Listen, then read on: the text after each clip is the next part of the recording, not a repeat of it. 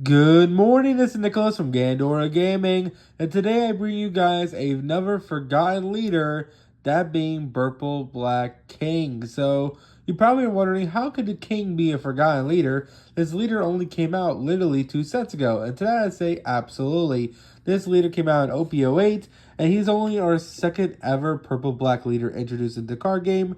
Our first one being Zephyr, who's a completely forgotten leader, which I'll probably make a video on as soon as I build that deck. However, King is a never forgotten leader in the simple fact that he had one format.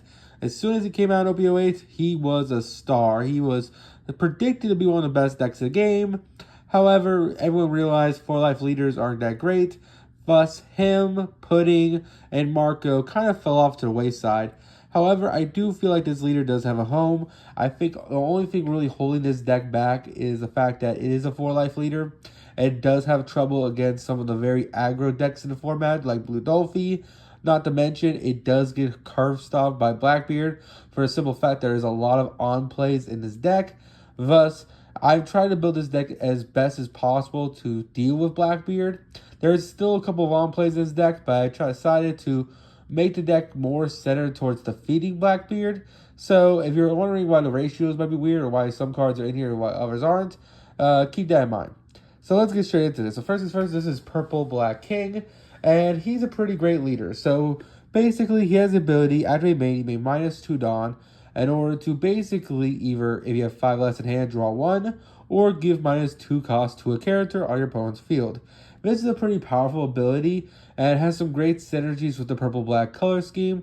Black has some of the best reducing power in the game, and Purple has some of the best removal in the game with KOing abilities. So this is just a great combination. Not to mention, you are a Animal Kingdom pirate, meaning you have access to some really powerful exclusive Animal King pirate cards that no other leader has access to because you are king. Only a couple leaders have access to your cards, like, of course, Kaido, and of course the original king himself, and of course purple blue Kaido. So that's pretty awesome. Let's get straight into this. First is first, we're playing 2 copies of Kuzan. This card's absolutely phenomenal. I would play more copies if this was a 5-life leader. However, he is a 4-life leader. Due to that, we have to play 2 copies of him. This card is absolutely amazing. It's a staple black card. It gets only better in EBO2 when it's searchable. But basically, it's a 10 cost, 10k power, on play, KO one of your opponent's characters with 0 less cost. Also, on your turn, every character minuses 5 costs, which is absolutely phenomenal, allowing you to kill any 5 cost character in the game, just on play. Not to mention, just giving a on play or a continuous effect of -5 makes it really good. We're also playing, of course, 2 copies of Kaido. This card is absolutely phenomenal. This is our way to combat Blackbeard. Basically, this is a 9 cost 9k character that says activate main. You may trash 1 card from your hand. Then, if this card was played this turn, you may KO 2 of your opponent's characters with 7 or less. Then, if you have, of course, trash 1 card from their hand, which is pretty good. Basically saying, hey, with your leader ability, this is an activate main character. That helps you KO any 9-cost character. Now, you're probably wondering, wait a minute, ain't Blackbeard 10? Yes, but you have plenty of ways to reduce the cost of Blackbeard with any 1-cost card, meaning it's very easy to kill a 10 drop in the game, which feels pretty nice. We're also playing, of course, 4 copies of Charlotte Linlin. I know this card has an on-play, but the deck literally lives and dies by this card. This card is a reason why this deck actually can compete. The whole point of Purple Black King and his current playstyle is that you want to play a whole lot of high-end characters. Then once you get to 10 Dawn and you're playing these high-end characters, you want to use your leader deck to basically draw you a card every turn to keep up the advantage. Because once you're at 10, it doesn't really matter. There's not a lot of minusing cost characters in this deck. Thus, basically the idea is that once you get to 10, you're okay minusing 2 Dawn to draw 1 to keep up the tempo, keep up the card advantage, and ultimately out-resource your opponent. And Charlotte Linlin is a great example of this. It not only heals you, but also places a character that is 6 or less to the top or bottom of opponent's deck, basically saying, hey, you don't have to worry about that anymore, which is pretty nice. We're also playing 4 copies of Jack. This is one of the best cards in black. Not only is it a 7-cost 8k character, but on field it gains +4 cost, so it's actually an 11k character that literally says, hey, activate main, rest this character, then draw 1, trash 1, then KO to 3 costs or less. That's just an absolutely fantastic effect. One of the best ways to combat Blackbeard, and just a great card. In general, it's another activate main card, which feels pretty nice. We're also playing 4 copies of Queen. Queen is another filter card. I know it does get turned off by Blackbeard, but it's just one of the best cards in the deck. You have to play it. It literally says, hey, I'm a blocker, -1 Dawn, draw 2, trash 1. It helps you filter out your hand. There is some dead cards that get repetitive, like your field spell. Once you see it once, you don't need to see it again. Thus, Queen helps you filter out the cards you don't need in hand, which feels pretty good. We're also playing 2 copies of Eustace Captain Kidd.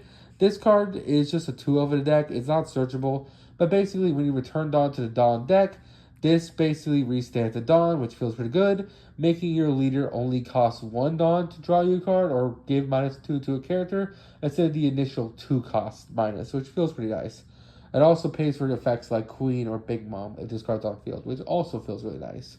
We're also playing 2 copies of Trafalgar Law.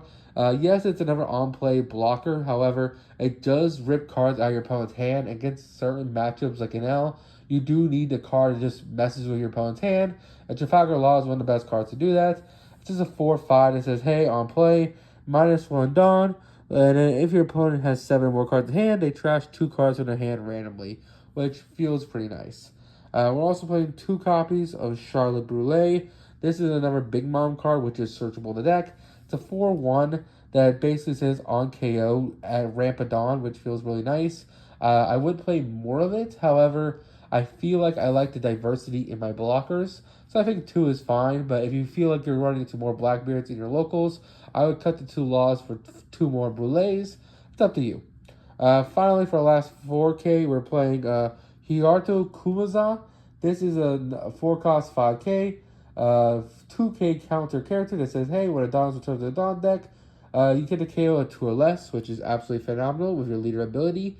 Basically saying, hey, with your leader ability minusing 2 costs, this card can kill any 4-cost character in the game, which feels really good. It's a really solid 2K in the deck. If it was searchable, I would definitely play more copies of it, but currently it's not, because he is not a Kaido pirate, he is a Smile user, so do keep that in mind. We're also playing 4 copies of One-Legged Soldier. This could be Who's Who. It's a 5-cost 2K counter that KOs a character. However, I felt like One-Legged Toy Soldier was great for more cost reduction, which felt like this deck needed. And One-Legged Toy Soldier is a really great 2K for the deck. We're also playing 2 copies of Suru because Suru is amazing.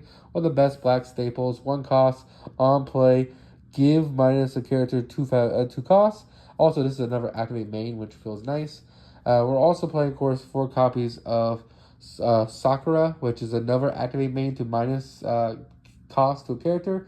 In this case, you rest a Dawn, rest his character to give it -2, which also feels really good. Again, we're trying to beat Blackbeard, so even though Suru is technically better than Sakura, this is searchable and it's activate main.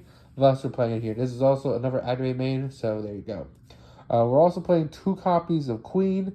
We don't want to have too many of this because it can only search Animal Beast Pirate cards. Thus, it's just a solid 2 of a deck, really solid card. And we're also playing, of course, 2 copies of Gum Gum Jet Gatlin.